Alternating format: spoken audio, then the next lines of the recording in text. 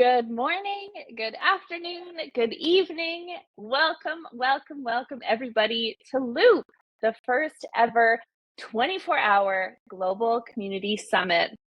I'm so excited to see so many people here already. To kick things off for the very first ever time we're doing an event like this, make sure you tell us in the chat where you're tuning in from. This is probably the most global event CMX has ever been a part of. And so I would love to hear from which corners of the world you're joining. We've been working with some incredible organizations to get this event on the go. Led by Community is a UK-based organization supporting the professionals who build and manage communities. They run events, mentorship, and peer learning to help community builders grow their careers and impact, spanning tech, education, social impact, and more. Their mission, of course, is simple: to elevate the role of community builders worldwide. The Community Collective is a global community for community builders, and their vision is to lead a global movement that establishes community building as the most impactful business strategy. They started as a 17-person meetup in Melbourne during the pandemic in 2021, and then they went viral. And today they have almost 13,000 people in their community and audience, with 700 plus communities across 18 countries. They have both been an absolute pleasure to work with. Paz from the Community Collective and Francisco from Led by Community. It has been so much fun to collaborate with these two organizations. And of course, CMX, the leading platform for community professionals. We offer education, research, and connection to help you and your teams thrive. We publish the annual Community Industry Report.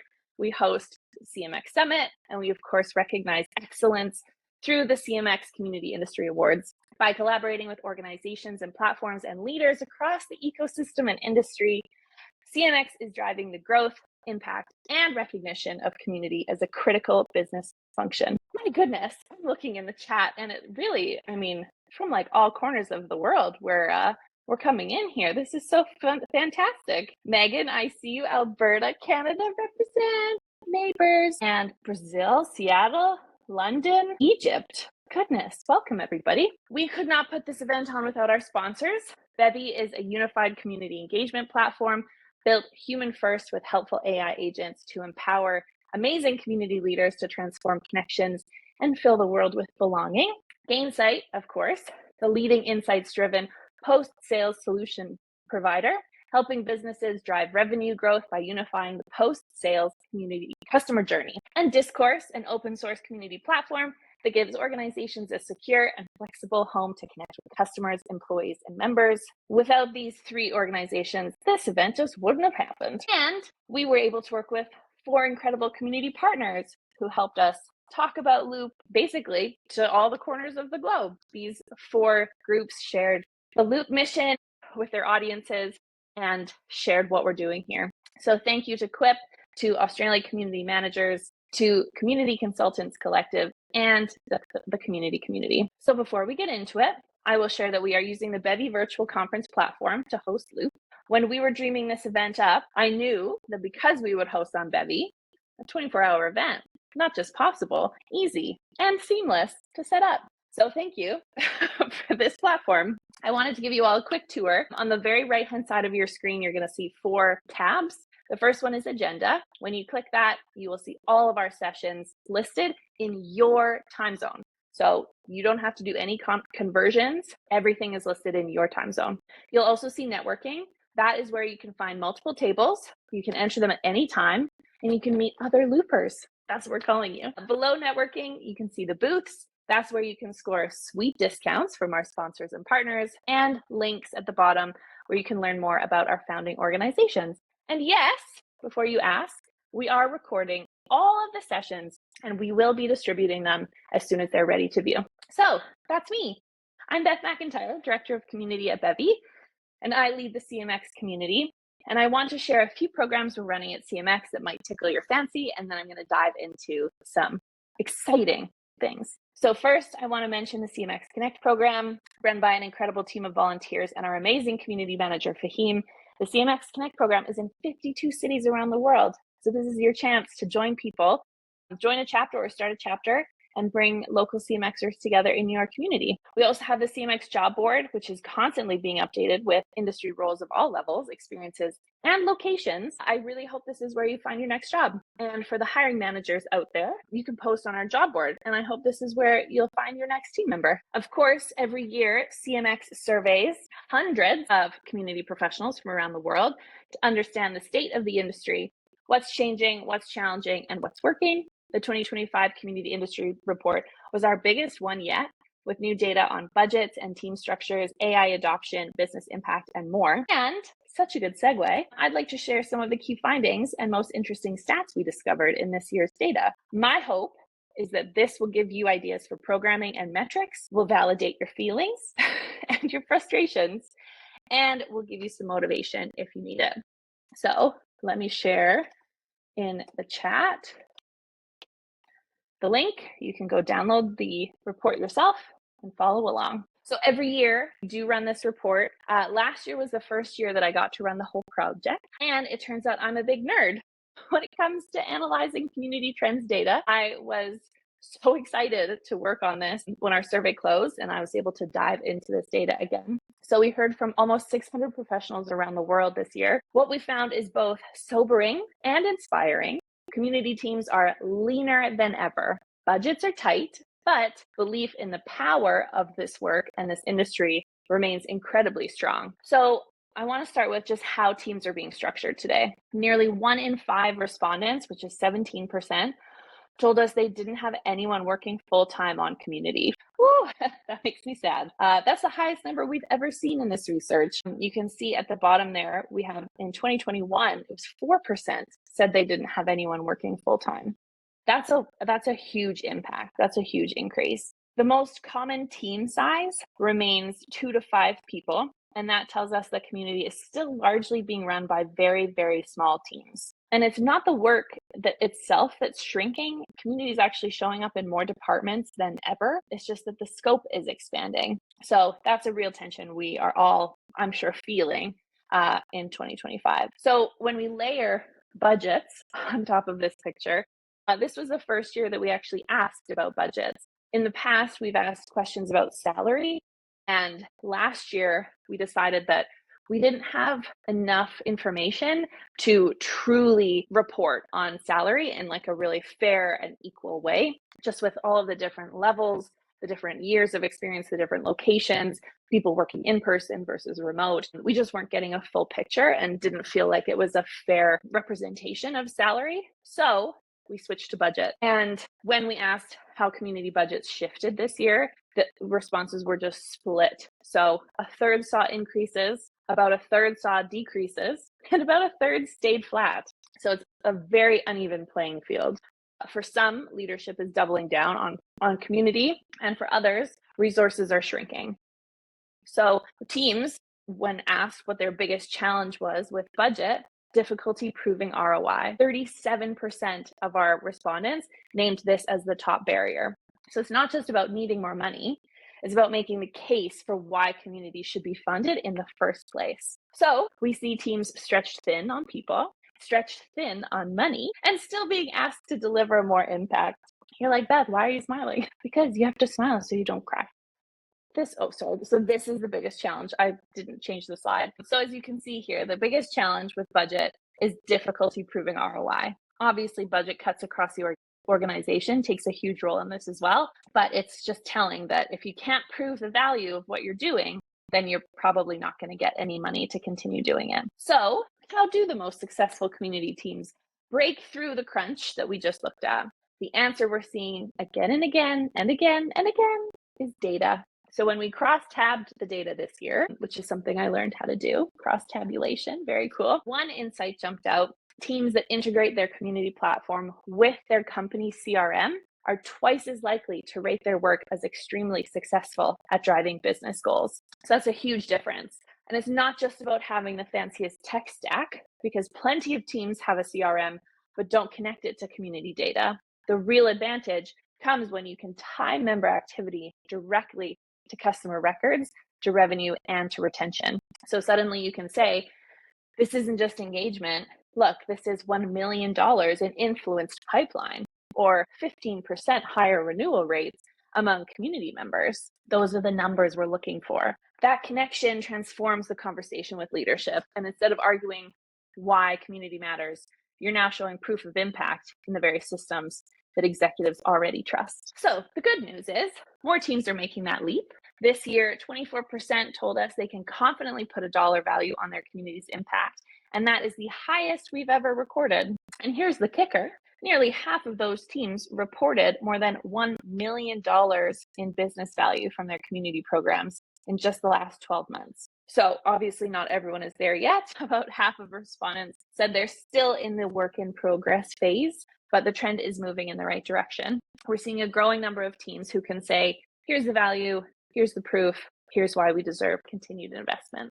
It shows us that the ROI story isn't impossible. It just requires the right data and the right connections and a mindset shift, talking from engagement in isolation to talking about engagement as a driver of business outcomes. Okay, it's not all struggle. There are wins. One of the clearest bright spots in this year's data is the return of in-person events. Back in 2022, only 29% of communities were hosting them. Not surprising, of course, given the pandemic years. But in 2025, that number is up to 65%, which is more than doubling in just 3 years. What's interesting is that virtual and hybrid events remain strong too. So it's not a matter of replacing one with the other. Communities are just building multi-channel event strategies, using in-person for deeper connections and virtual to maintain global reach, kind of like a 24-hour global virtual conference. So this comeback is really exciting because events remain one of the most tangible ways that communities can deliver value. Of course, they're where relationships form and trust builds.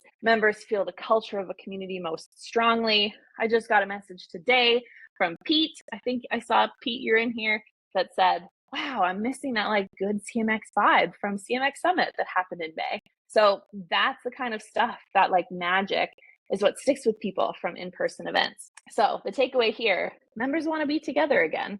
And it looks like organizations are making space for that. Another encouraging shift that we saw this year is around frustrations. So for years, the two challenges have always sat at the very top, consistently engaging members and quantifying the value of community. The percentage of community pros saying it's hard to quantify the value of community dropped from 39% down to 31%. So I know that's only an 8% change, but it does suggest two things. So we're getting better at building strong engagement strategies that actually work, and we're making headway in telling the ROI story, like I mentioned earlier. So while the challenges haven't gone away, they're becoming less overwhelming, which is a sign of maturity in the field, and I think a hopeful signal for what's ahead. I also have to mention, there were 7 people who answered this question with, I don't have any frustrations about my community. Which of course I was just tickled pink. That's the dream. And my hope is that CMX and Led by Community and the Community Collective will continue to bring resources and events and support so that more people will answer this way in future surveys. Of course, we had to ask about AI. It continues to be one of the most talked about topics in our field. And this year's data shows it is no longer on the horizon. It is here. 81% of community professionals are already using AI, and that's up from 73% last year. At first, most of that use was tactical, things like content generation or copywriting. But this year, we're seeing a clear shift. More teams are using AI for reporting and data analysis and onboarding automation and even strategy recommendations. So what that tells me is that AI is moving away from being a simple assistant to more of an advisor and supporting community leaders in like higher level decision making, not just task automation. Of course, we all know, I don't have to tell this audience that it's not replacing the human side of community, because nothing ever will, but it is giving teams the capacity to protect and scale and advocate for the work they're doing. But the interesting question is, how do community pros feel about this? So the overwhelming sentiment is still optimism. 92% told us that they're excited to learn more about how AI will impact their work. 80% believe that AI will have a positive impact on the industry in the next 3 years. But that number did dip 87% last year to 80% now. That's a sign that while excitement is high, people are also becoming a little bit more realistic. I'm going to turn on the Q&A in case anybody has questions about any of this. I'm happy to answer them. So when we dug into the open text responses of this question, we asked why. We saw some important cautions. We saw some concerns about data privacy and security. We saw fears of inauthentic content flooding communities. We saw worries about over-reliance on AI weakening the case for headcount or funding, which I think is probably the one that a lot of us are nervous about. I see a lot of the executive level on LinkedIn and just the conversations that I see. The executive levels are really celebrating when less people are doing more with fewer resources, which is obviously amazing. It feels great to be able to do more with less, but the worry is that this will then turn into losing those resources, losing team members, having layoffs. So I think that that's one of the big cautions that we're seeing here. So while optimism dominates, of course, there is nuance. The community is not starry-eyed about AI anymore. We are curious, we're hopeful, but we are also alert to the risks, and that balance might be exactly what we need. Using AI to take work off of our plates without losing sight of the human connection at the heart of community. So what do we make of all of this? For me, the takeaway is that the future of community is not about doing everything with less. It's about focusing on what only we can do. It's about connecting our work to the systems that our organizations already understand, talking the language to the people who already know the language, and proving its value with both data and stories. Most of all, of course, it's about protecting the human heart of community, the trust, the belonging, the connection. No part of that an algorithm can replace. And as much as I love ChatGPT, they're a great colleague, they're not going to replace me. The industry is evolving fast. The challenges are real, but the resilience and creativity and care that community professionals bring to this work year after year continue to give me hope. Community matters. It always has, and it always will. And you can take a little picture of that slide. I feel like that should become my new desktop picture. Okay, I do see one question in the chat. What is your opinion about AI first business in community managers' world? This is a great question, and I will be completely honest. I go back and forth every single day. Some days I think, wow, this is incredible. This is going to change everything for the better. And then some days I think they're doing it wrong. I think that what I mentioned about AI never replacing the human heart of community, the parts that no algorithm can replace, it's true. But what we need to do is we need to truly protect that. So I think it's a balance. Leaning into that AI first, it's using the tools that make sense for you and for your work and your community to automate things, to make yourself more efficient, to connect your community to the business so that you can then have more time to be the human heart of your community. It's all about the balance. I think the realistic thing that we all need to know is that we are the ones who need to control that, because we will continue to get this AI first business. We will continue to get this information or directives from the executive teams and from the top down. And we are the ones who will need to kind of control that, to push back, to say, no, this is how it has to be. This is the important thing of this. Mariana, the danger of having AI at the center of community management is certainly that it can lead to mediocrity and fail to reveal the particular intelligence of each community. It's true.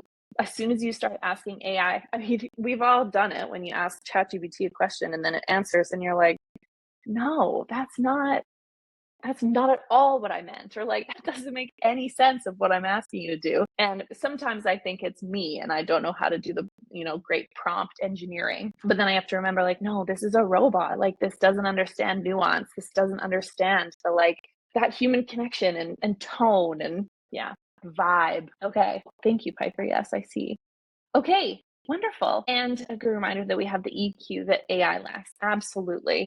And it is highlighted these days. And I think that when we say an AI first business, I look at, obviously I work for Bevy, which I would say is definitely moving towards that AI first, but they're really still striking the balance because Bevy has always been community first. And so community first in culture, community first in priority, AI first in technology. So maybe that's the balance. Feels pretty good from where I'm. So yes, I love ending early. I think I just spoke so quickly because I'm very excited. And of course, the question that is on everybody's mind, yes, this is a painting of zombies behind me. No, I'm just kidding. That's not what is on everyone's mind. One more question, and then we'll bring out our next speaker. Thanks, Piper, for organizing the chat here for us. Don't you believe the power of AI for communities is the ability to find needles in haystacks in a way humans were never able to, remembering about members, connecting them in unique ways so that connections can be genuine, numerous, and effective? 100%. Absolutely. I think that it's when we talk about the sustainability of community as well. And I remember years ago, Elizabeth Kinsey spoke at CMX Summit about her bus plan, which other people call lottery plans. It's if a community manager wins the lottery and they decide to leave work, what will happen to their community? So it's about building sustainable communities. And what this is kind of talking about is like when I go, or when a community professional goes, who picks up that knowledge? How can you possibly transfer all the knowledge? Who's looking for work? Who's an expert in a certain topic? Who has met? Where are they located? Like, how could you possibly transfer all of that knowledge to a new person for the team? So I think that what this is saying is that, like, yeah, how do you bring AI to do that part, that connection part, so that if someone asks a question, I mean, I might not know the answer to all the questions in the CMX community, but I've been around long enough that I typically know who might know the answer. So how do I download that knowledge of, oh, I should connect you with this person? How do you download that knowledge into AI so that it's just more efficient? Anyway, great conversation, everybody. Feels a bit weird because I feel like I'm kind of talking to myself, but I know you're there and I know you're listening. So thank you for having this conversation with me.